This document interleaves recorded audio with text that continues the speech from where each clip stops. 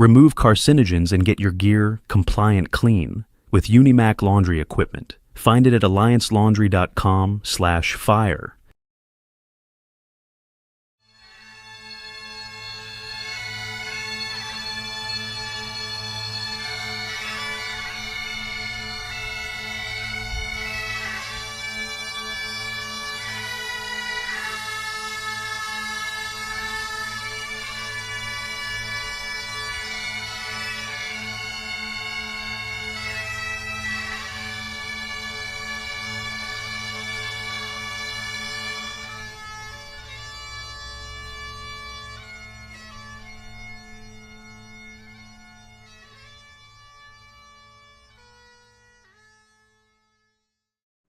Welcome, everyone, to episode 49 of APS Radio. My name is Jim Burneka. I am joined today, once again, by Stephanie White. Happy St. Patty's Day to you. Happy St. Patty's Day. I've got my emerald green. And I realized after I saw your shirt, that's why you had me on today, for no other reason than you needed your traditional Irish person to be the guest for today. I get It's it. true.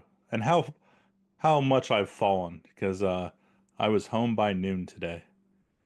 It is the But I think that's called adulting in your 40s, Jim. yes. Well, clearly, it was, I made an appearance. I said hello. I saw some old friends, but then I left before any of the drama and obnoxiousness began. There's a Murphy's right down the street from me, so we'll see. We'll see how today goes, but somehow I get the feeling I'll be in bed by 8. Yeah, no, it'll be a normal day for me, but tomorrow, March 18th, 4 years of sobriety for me. Congratulations. So, and still everybody still tries to get me to drink, but Yeah, no, I don't know if I want to see drinking, Jim. no. Oh, he was fun. He was The fun. ADHD is bad enough with sober Jim. I don't know if I want He to. was he was a fun guy. He was a fun drunk, but I digress. I've got you on here because we're going to talk about the LOS experience. The LOS experience. I like the I call it the LOS, but I think the LOS is a little bit of a better take on it. Well, it's fire engineering's take. Like the whole place is Spanish stuff, right? Is that what it is? No, I think it stands for Lucas Oil Stadium. I was kidding, but yeah. No, I know. That's good. The LOS experience. What Lucas Oil Stadium, home of the Indianapolis Colts, and also a ton of stuff is in there during FDIC. Mm-hmm. Ton of stuff And is in there. ton of stuff. Football stadium worth of things. Um, gosh, what now? And this is your baby. This is my baby. That the football got passed to me, so I took over Firefighter Nation. They announced it last year at FDIC, and then the idea I think was suddenly this year, oh hey, Nation needs a spot at FDIC. So not last minute, but definitely our first year with it. So it's going to be interesting to see how that goes. So this is going to be all new for All new. everybody's that has done FDIC. This is going to be a different kind of take on it. Um, and one of the things I know, they took a lot of the health and wellness classes Hmm. that would typically be taught in the classrooms there in the convention center, and you actually have a stage in Lucas Oil Stadium. So here's how Lucas Oil Stadium works. You go past Firefighter Row, where you have all of your amazing smaller firefighter owned businesses, and then you go through a little tunnel, and then you emerge in this beautiful, big, bright, gorgeous stadium. And down there, there's a bunch of different stuff this year. They've got a drill yard. That's where we do the stair climb for National Fallen Firefighters. Just a lot of different demo robotics stuff. And then what we did is we put health and wellness in that area. And we put up a little stage because what I wanted to do this year is I feel like at FDIC, you do get a little bit classed out, right? You're anywhere from a 4-hour pre conference. Um, to an hour and 45-minute session, and they're all amazing, but at some point you're going to want to get up, you're going to want to walk around, you're going to want to recharge your brain a little bit. So we created just a smaller section where you have more room to do a little bit of a Q&A with an instructor. There's no PowerPoint, so they're not going to be trying to fit a structured class into this session. It's more talking, having a conversation, having the room to ask questions. FDIC coffee is going to be down there because I wanted people to just be able to grab a cup of coffee, sit down, relax, and get like a 45-minute just session. And I didn't want it to be something where they felt they had to sit there, write out notes, just be super, super focused following the PowerPoint. I didn't want any of that stress. I just wanted it to be conversational and relaxed. Because health and wellness isn't everybody's favorite sexy topic, right? And some of the stuff we'll be talking about will be a little heavier. So I wanted it to be no stress. No stress, and you didn't have to worry about locking in and focusing for 4 hours. It's more casual and an opportunity to participate is what it sounds like. Yeah. We're going to be talking about everything from it's going to be peer team panels. You're going to be there. I am. You're on one of the peer team panels. We're going to be talking about different cultural stuff going on in the fire service. Just a lot of different stuff. Yeah, We'll go through let's the actually. later. I wrote down a list of a couple classes I wanted to touch on, and you were essentially you were playing the role of host, right? Allegedly. Alleged. Right now, I am until I can find somebody else to turn those No, into. I'll be there. I'll be on a couple panels myself, and then I will be facilitating and moderating a couple of them. All right, and you're kicking it off with one of our good friends. Kicking it off in Thursday morning, 10 o'clock with Corey Pern from Crackle. Yes, So that'll be good. that'll be a lot of fun. We're actually going to be talking about how and where to get started with finding your unique brand, your voice. Because I think there are a lot of people out there. We're starting to see a lot more podcasts. A lot more people have blog style Instagram, a lot more smaller conferences. And he and I just wanted to talk to the next generation, or even our generation, who's kind of deciding, ah, is are people going to be interested in what I have to say? And to say, yes, they are. Here's how to find your unique talent and where to take it. So that's going to be the entire kickoff. I like it. And one of the first classes is a friend of yours, friend of mine, hydration and the fireground. Miss So Megan. Megan Lotz is an absolutely hilarious registered dietitian. She actually works for my department, which is how I got lucky enough to know her. You may have seen her on social media before, dressed as a strip of bacon running with recruits. So when I say she understands our humor, she understands our humor. And just an absolutely fantastic instructor. She is a registered dietitian, which means she didn't just take some, not to knock any of those things, but she didn't take a weekend course. She can go into hospitals and she can write prescription diets for people essentially. So when I say she knows the nutrition world, she knows the nutrition world and the science behind it. So it's somebody who absolutely, if you have any questions about nutrition, come sit in on that class, grab her afterwards. She'll be And speaking it's twice. and she is just so realistic. She is. She's Like practical. I've seen it before where dietitians come in and they just don't get our culture. They don't understand how we eat, why we eat, when we eat. She gets it all. So, We actually had a nutritionist probably about a decade ago who came in and they were coming into the firehouses and going in the fridges and throwing away our food in front of us. Oh, this is bad for this reason. So she's been a breath of fresh air when it comes to fire service nutrition. She would never do that. no, no, she's amazing. Love her dearly. Next up is you talked about how you're going to be participating in some of these. You got our boy John Vogt hanging out with you. What are you guys going to be talking about?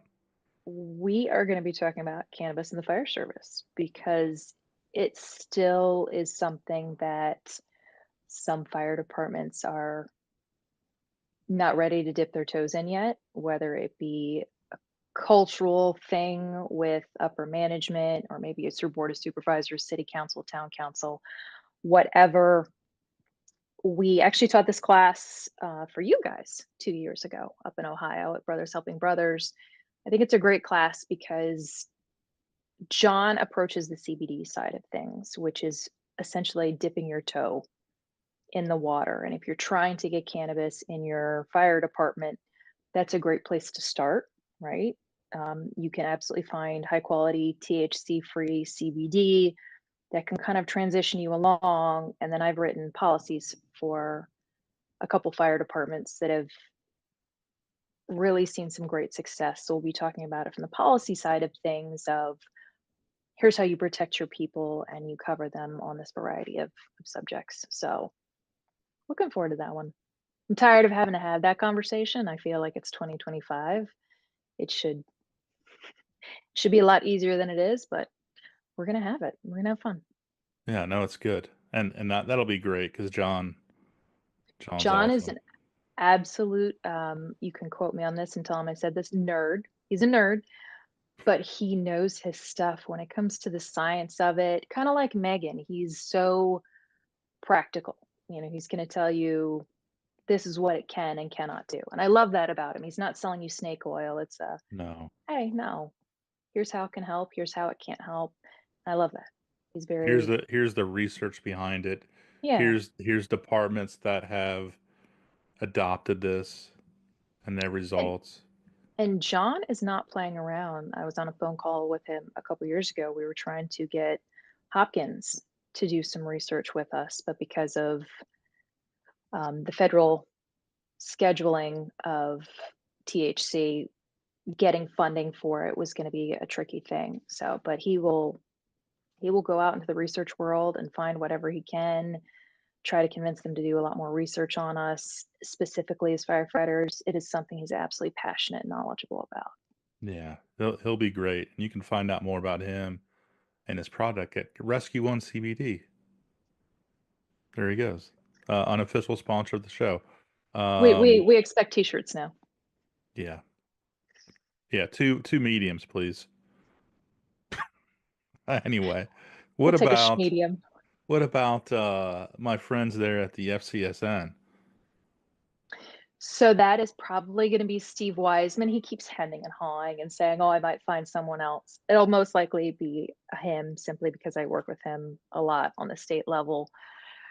But we just wanted to do more of a talk on the buddy system that they have and what it's like when you Uh, get diagnosed. I think we do a great job now of the awareness of exposures of all those different things of cancer, and you can find so much of that information out there. But what about, and this is something you can speak to, what about those first moments when you're getting diagnosed, right? When the bottom has fallen out, when you don't know where to go, when you don't know what to do, when you don't know what doctor is the best, is worker comp going to even cover a good doctor? What does light duty look like? Do I go on light duty? You've got 5 billion questions running around your brain, and they have a great system of peer to peer people who have been previously diagnosed with on the job cancer. And so I wanted to raise a greater awareness of that side of what they do.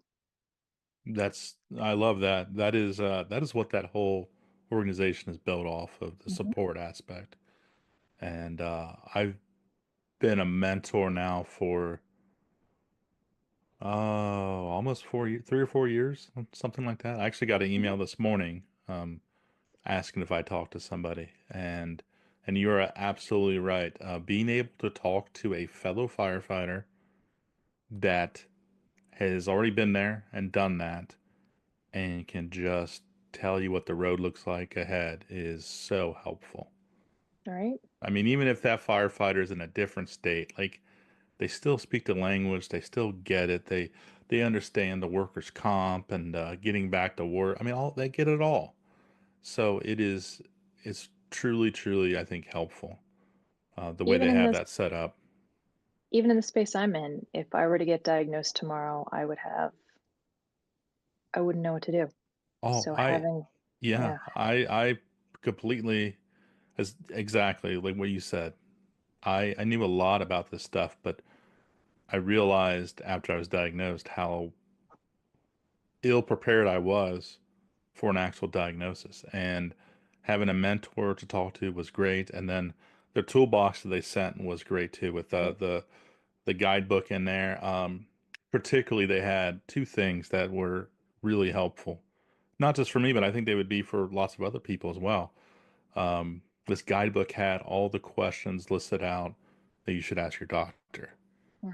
And then they had an article in there, and it was how to tell your kids you have cancer. Mm, And I mean, they're little now, but they were definitely little back then. And I struggled with, like, what do I say? How do I say it? All that kind of stuff. So that was definitely helpful. I'm very grateful for them having that set up and being part of it. So good. that'll be great. I'm glad that you're putting them on. Oh, what about the effective peer team? So that one will be a couple different people. I wanted to get different parts of the country. So we have Dan DeGrice out of the Chicago area. We have you out of the Ohio area. And then we have Beth Flaherty out of my area. So she's done a lot of work with DC, PG, Loudon. She runs our state team, which I'm the peer coordinator for. So I might be jumping in with some questions with you guys, but I think we've done a good job again of we've moved past the awareness phase of so many different subjects that used to be taboo, and peer teams are one of them. So the IFF does a great job of teaching how to set up your peer team, just different aspects of how to get it running. I think that information is out there, but I wanted to get some tenured people who had seen stuff to talk about these are the most frequent things we see. Like, be prepared. Know, for example, I have relationships with a lot of the different rehab centers in my state and in my area. So I can just text their directors and say, hey, do you have a bed? Um, Stuff like that, knowing what connections to have right there on speed dial that you're going to need a lot to help your members. Um, Keeping the team cohesive, right? Keeping your peers dialed in with each other. So that way, when you guys do respond, maybe one county over to something, it's not a bunch of strangers on a peer team walking into a room. It's people who can read each other or who can know, hey, this person that I'm peer to peer talking to, I might not be the best fit for them, but because I know my peer team, I know who would be a really good fit. It's knowing the pitfalls of being on a team, where the sticking points are, and what unconventional things that you guys have discovered the people you're serving need that you would never expect. I think it's just like anything that we do, Steph. It's like if we take our rookie school manual, our fire books, our medic books, whatever, there's those are all great. Um, but there is a difference between the book and the street. Hmm. And I think that's the best thing that we can do is really go over those differences. Like, yeah, you had the 16-hour class, the IFF, and that's great, but let's really talk about some specifics about what you need to do in order to have a successful peer team. And I was able to meet Beth with you in New Orleans earlier this year, and she seems amazing. I'm happy to join her on there, and Dan DeGrice is legendary for this stuff. So, and he's fun too. So, It's going to be a fun group of yeah. people. If you decide to be fun that day, that is. Yeah, it'll be good for sure. Um, then you're going to be talking about the kitchen table and changing the culture. And you've got looks like what? Sarah Janke, Brittany, I don't know who Armoff is. Who's that? So Alyssa Arnoff is an attorney. She does a lot of stuff with the fire service. I know she does a lot with women in fire. And that one's going to be on Friday. So we skipped a bunch of classes in between. We'll come back to you. But that one, I didn't, hold on. I didn't list all the classes because I know. because I wanted to keep this somewhat reasonable as far as time goes. No, that panel is going to be, I think one of the biggest things that departments get hemmed up on is if they see somebody who is struggling to acclimate with culture, they maybe don't say something to them in terms of, listen, I'm at a rookie house. I've had some people come through, and there's very much been a struggle with the culture of, hey, you're making the coffee, you're doing the chores. There's reasoning behind it, but very much a, well, I'm being picked on. And people might be afraid to sit down with them and explain to them why things were a certain way. Or people might see somebody actually being picked on and say, well, it's not my business to jump in and chastise the other person, versus sitting down and dealing with issues when you see them. So the class is called Everyday Advocacy because it's just about nipping personnel problems in the bud by having respectful conversations. I think we're so afraid that we're going to say the wrong thing, get everybody in trouble, we're going to offend somebody. Maybe there's a cultural difference, maybe there's a gender difference, whatever it is. And it's so absolutely ridiculous and stupid. It really is. It's 2025. Sit down, have a conversation. If somebody's being picked on, tell the other person to knock it off. If somebody doesn't understand why they're being asked to do the chores, sit down and explain it to them. Don't just say, oh, it's the game you have to play.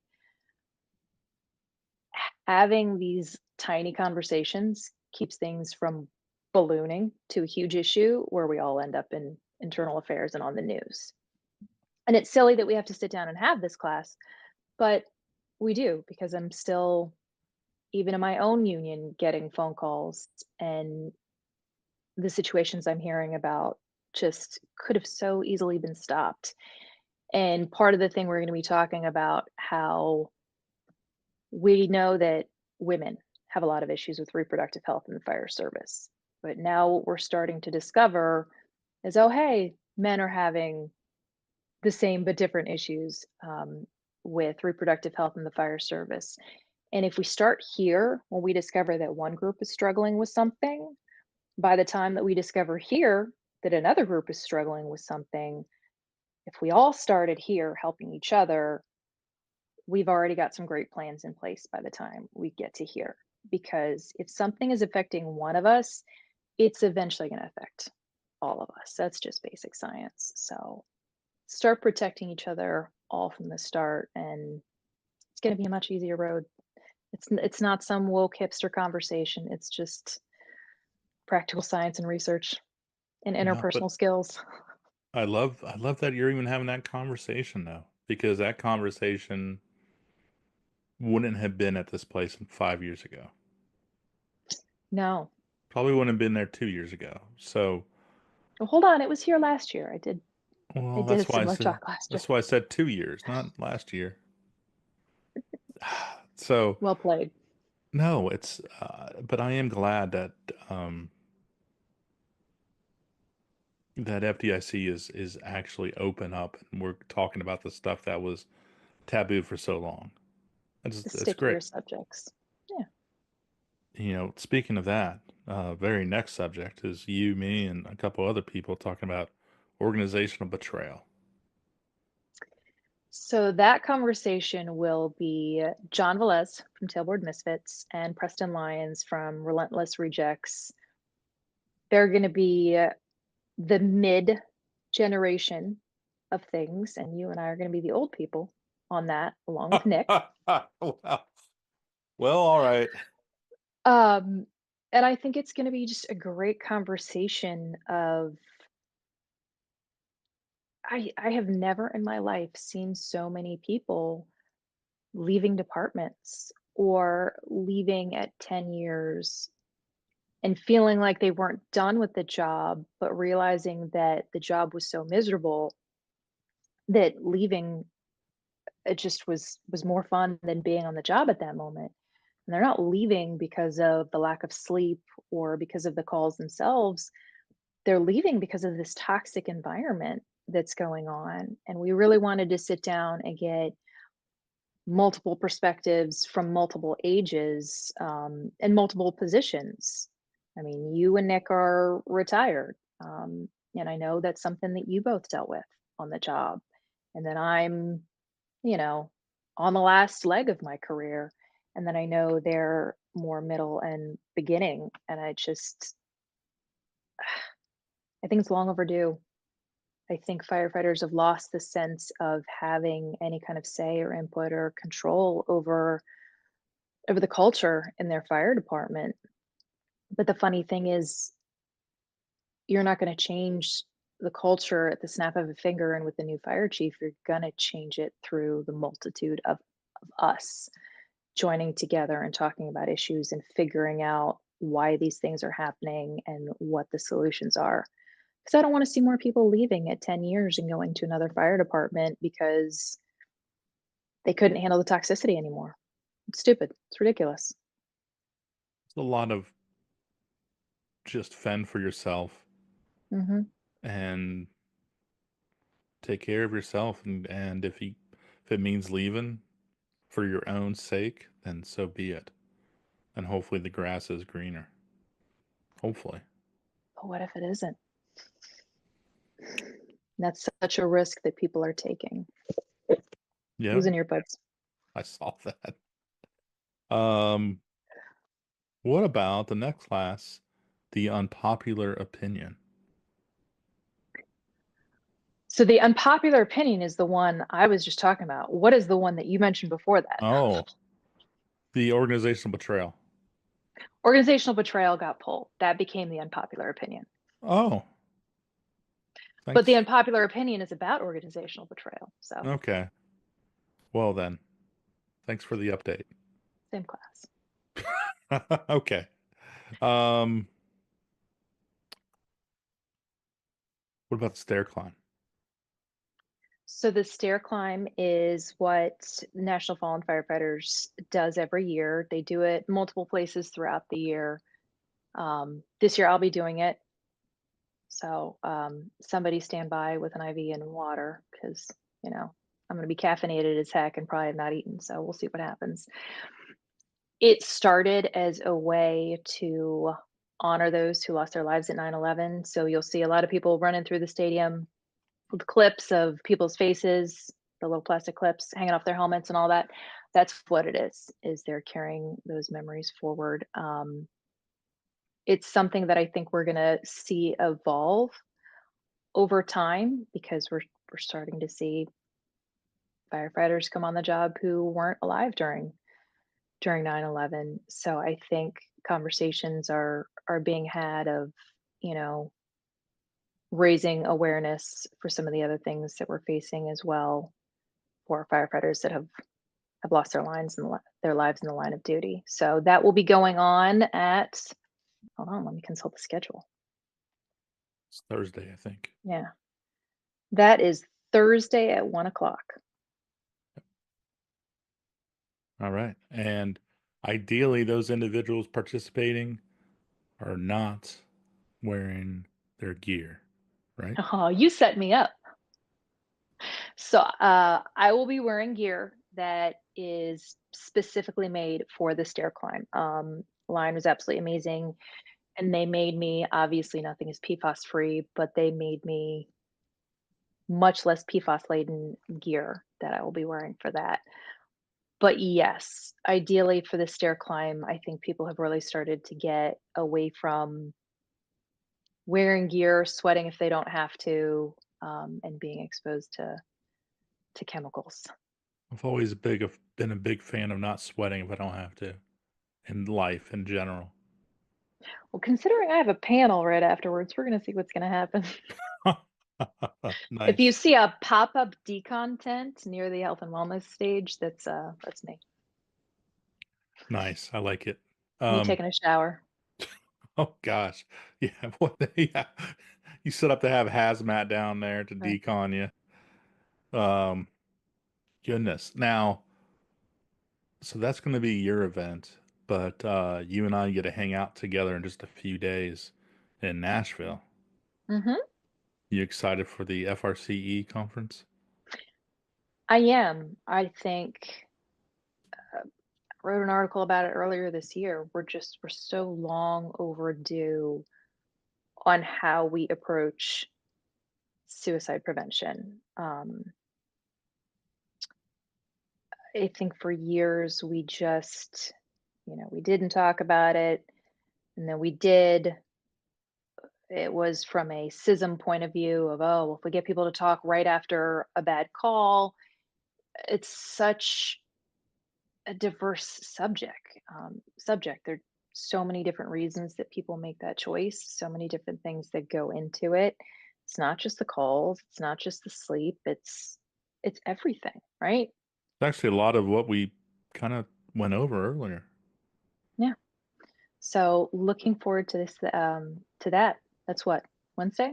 Wednesday, Thursday, Friday Yep. of this week. We should Yeah. probably pack after we get off the phone. Yeah, pretty much. Got to do some laundry. Um, right. So, what we can finish up here, where can individuals find out more information regarding the LOS experience? FDIC's website, FDIC's social. There are a lot more classes that we completely left off this conversation. Bobby Eckert will be over there with Corley Moore. They have a class going on called Scrap Tactics. I think they're going to be talking about some of their pet peeves and projects. Preston and John will be doing their own class. Megan will be speaking a couple times. You're going to have the guys from Leadership Under Fire over there. It's hopefully going to be a little bit of, and it is our first year, so we decided to start small to make sure that Stephanie didn't go more insane. So it's going to be little chunks of a lot of different subject matters that really matter to the fire service that I don't think we're addressing enough. I'm super excited. It's going to be fun. We're going to drag Jason Patton down there at some point. It's going to be relaxed, which is, 40,000 people running around a conference center. I, is going to be interesting to see if we can accomplish it, but I think we're going to try. No, it's good, and I think it's come a long way, and really, really quickly, actually. The fact that Let's we're hope so. getting our own space to do what we specialize in instead of just kind of being thrown into the mix of things. I think it's Mm. good. So I'm looking forward to having a lot of like-minded individuals that share the same passion regarding health and wellness in the fire service. It'll be neat. It'll be fun. Um, in terms of the times of when things are going to be, check out my personal social media, FDIC's social media. You'll see the little pictures with people's Yeah, faces and when things the are. app, they have a really good app if you haven't used that. They do. They got a new one this year, so make sure you have this year's, not last year's. Tell Nick to send me a picture of his face so I can get his little graphic made for. Just nobody wants to see that. Just put like I don't know, just a If you've got if random you avatar. if you've got one from him dressed up in his wrestling gear from last year, that'd be even better. I'll slap that one on there. Okay, I can do that. Well, I'll tell you what, let's get you out of here and we can go celebrate the rest of our St. Patty's Day by taking a nap or something. That'd be really nice because the citizens, despite it being a Sunday night, were not very nice to us last night. So That's rude, inconsiderate. So you are Stephanie White, and I am Jim Burneka, and we are out of time. We'll talk to you next month, but hopefully we'll see you either in Nashville or in Indy very, very soon. make your way down the tunnel. Come find us. Or, There's gonna be a flying car apparently somewhere in there. So a- and if you don't go in the tunnel, it's okay if you go outside because there's Company 7 barbecue outside. and you should eat Outside it's that. cold though. It's cold. There's barbecue, good barbecue. And it's April. It should hopefully be okay. I have yet to go to an FDIC that was warm, but You're also 100 pounds. plus 50. Whatever. Okay. She's Steph. I'm Jim. We're out of time. See Hopefully everybody. We'll see you soon. Happy St. Patty's Happy St. Patty's Day, to those who celebrate. which is our entire Everyone. audience. Yeah, it's everyone. See you guys. Remove carcinogens and get your gear compliant clean with Unimac laundry equipment. Find it at alliancelaundry.com/fire.